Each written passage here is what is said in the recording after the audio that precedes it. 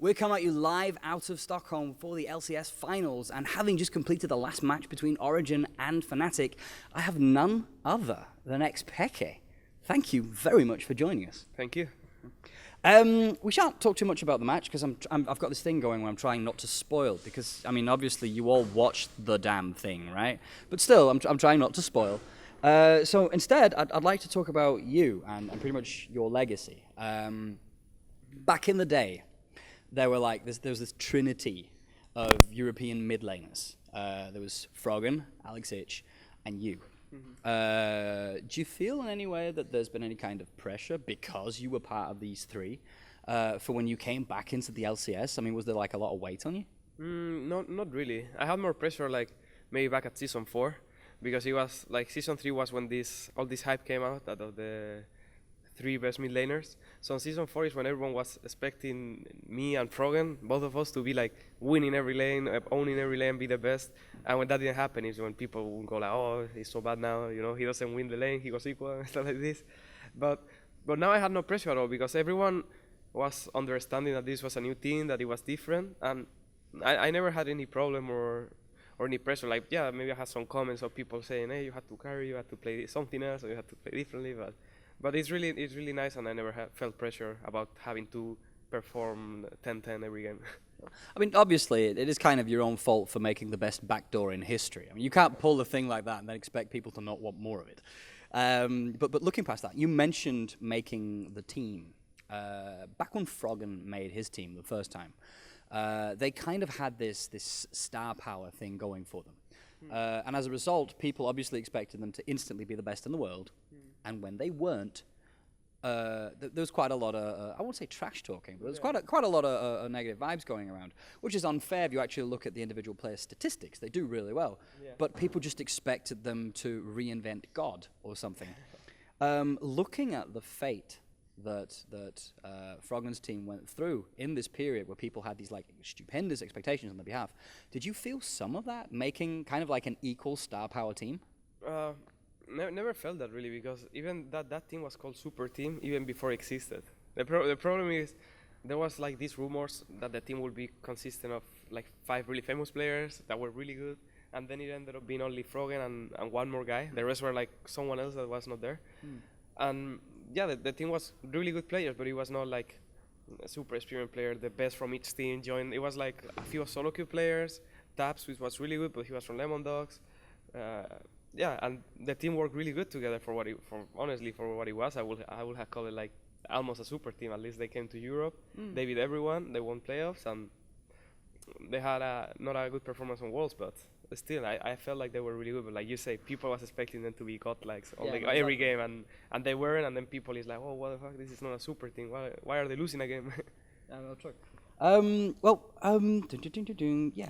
Looking at your squad, looking at what you guys have performed, you've had some tremendously amazing games, especially today. There were some insane matches. But in the beginning, you struggled a bit more. I mean, you've always been solid, but it's not always been this like smooth ride. From a team's perspective, how much did you have to work with that? How much did you have to like work with getting into this flow? It was not that hard, because we all had the same mentality at first, that we wanted to practice to improve, not to win. And every time we had days that were really bad, we lose every game, but we didn't care. Maybe we just discussed about the game, and then after that we were happy because we learned a lot. So every time we lost many games, it was like better for us.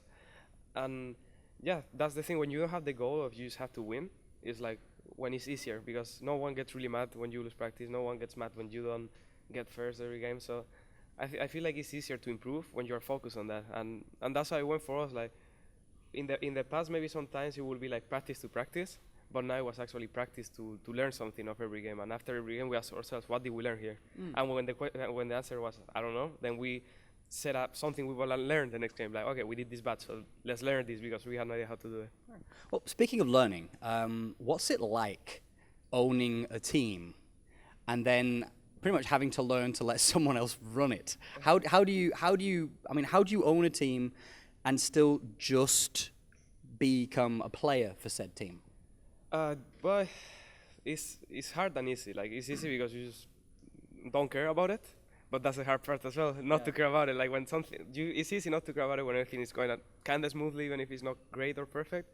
But sometimes when you see some problems, you see some mistakes or something, you're like worried about it. You're like, fuck, I have to do something about this. I cannot just sit and play and hope everything will be solved. So I wouldn't say it's too bad. It just take maybe a few hours extra every day to check everything, how's it going, and that's it. Okay. Looking at Worlds now. And especially looking at the performance and everything that happened, blindly assuming that you guys will punch through the gauntlet and make it there. What do you think you guys need to work on in order to make it out of groups and do well at Worlds?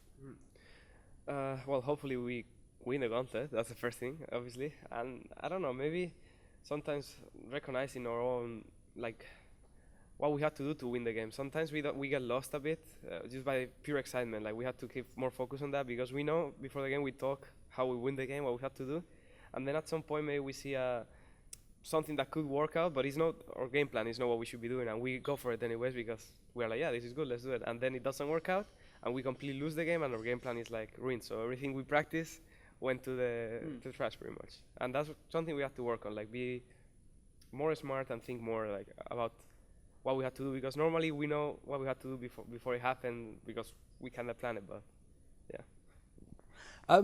There's been talk, obviously, of you planning retirement after Worlds.